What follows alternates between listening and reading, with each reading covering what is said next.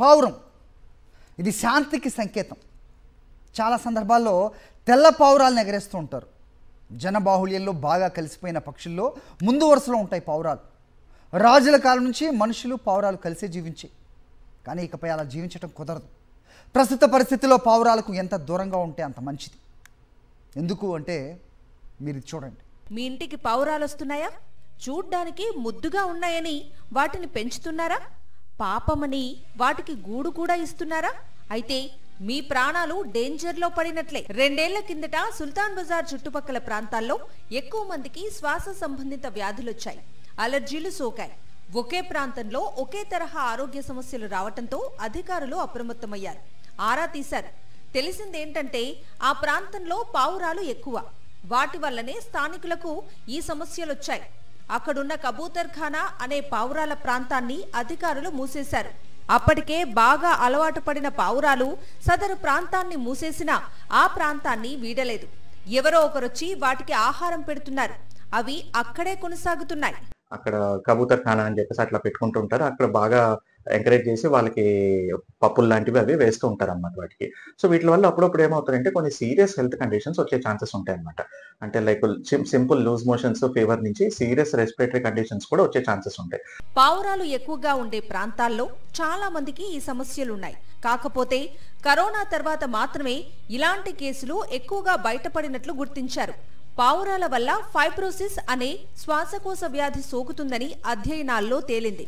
మనిషి ఊపిరితిత్తులు ఒక పెద్ద గాలి ట్యాంకు లాంటివి. ఆరోగ్యవంతమైన మానవుడు ఒక్క శ్వాసలో 750 మిల్లీమీటర్ల గాలిని తీసుకోగలడు. అలా రోజుకు 14,400 లీటర్ల గాలి శరీరంలోకి వెళ్తుంది. ఈ గాలిలో ధూళి కణాలు, క్రిములు, జంతువులు, పక్షులు, మొక్కల నుంచి వెలువడే జీవకణాలు ఉంటాయి. సాధారణంగా జంతువులు, పక్షుల విసర్జ్యాలు తక్కువగా ఉంటాయి. పావురాలు నివసించే చోట గాలిలో వాటి విసర్జకాలు ఎక్కువగా ఉంటాయి. కంటికి కనిపించని ఈ రేణువులు మనిషి ఊపిరితిత్తులోకి చొరబడి వ్యాధులకు కారణమవుతున్నాయి. వీటిలో ముఖ్యమైనది ఫైబ్రోసిస్. ఇక్కడ ఇంపార్టెంట్ ఏంటంటే అవి కాకి రెట్టలు కానీ లేకపోతే ఇట్లా పక్షి రెట్టలు కానీ పడ్డాక అవి మనకి గ్లాస్ మీద దేని మీద పడ్డాయి అనుకోండి, ఎండిపోయాక అవి డస్ట్ పైకి లేస్తారు అనమాట. అవి పేల్చడం వల్ల కూడా మనకి ప్రాబ్లమ్స్ వచ్చే ఛాన్సెస్ ఉంటాయి. దేశంలో చాలా వరకు హైపర్ సెన్సిటివిటీ న్యూమోనైటిస్ కేసులకు పావురం రెట్టలే కారణం. పక్షి రెట్టలు, ఈకల నుంచి శీలింధ్రాలు, బ్యాక్టీరియా, వైరస్ రిలీజ్ అవుతాయి. వీటి వల్ల అనేక వ్యాధులొస్తాయి. పక్షులకు చికిత్సనందించే వెటర్నరీ డాక్టర్లు, పౌల్ట్రీలలో పనిచేసే కార్మికులు ఎక్కువగా ఇలాంటి వ్యాధులకు గురవుతూ ఉంటారు. పావురాలు సంచరించే ప్రాంతంలో నివసించే వాళ్లకు ఇప్పుడివి సోకుతున్నాయి. ఒక పావురం ఎగిరినప్పుడు అది దాని రెక్కలు విప్పుతుంది. ఇది గాలిలో తేలియాడే క్రమంలో ప్రోటీన్లు రిలీజ్ చేస్తుంది. చాలా రోజులు ఈ ప్రోటీన్లు గాల్లోనే ఉంటాయి. మనుషులు ఆ గాలిని పీల్చడం వల్ల ఆ ప్రోటీన్లు లంగ్స్ లోకి వెళ్తాయి. డాబా మీద, బాల్కనీల్లో ఉండే పక్షుల రెట్టల నుంచి కూడా బ్యాక్టీరియా ఇదే విధంగా లంగ్స్ లోకి చేరుతుంది.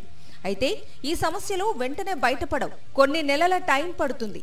కొందరిలో ఈ లక్షణాలు కొన్నేళ్ల తర్వాత బయటపడతాయి. పక్షుల కారణంగా జనం వ్యాధులకు గురవుతున్నారనే విషయాన్ని వైద్యులు కూడా చెబుతున్నారు. పక్షులకు ఆహారం అందివ్వటం ఆపేయాలని, అవి సొంతంగా తమ ఆహారాన్ని సమకూర్చుకునే శక్తిని కలిగి ఉంటాయని చెబుతున్నారు. ఎప్పుడైతే మనుషులు ఆహారం ఇవ్వటం ఆపేస్తారో అప్పుడు పక్షులు ఒకే చోట ఉండకుండా ఆహారం కోసం ఎగురుతూ ఉంటాయని, అప్పుడు వ్యాధులు సోకే ప్రమాదం తగ్గుతుందని చెబుతున్నారు.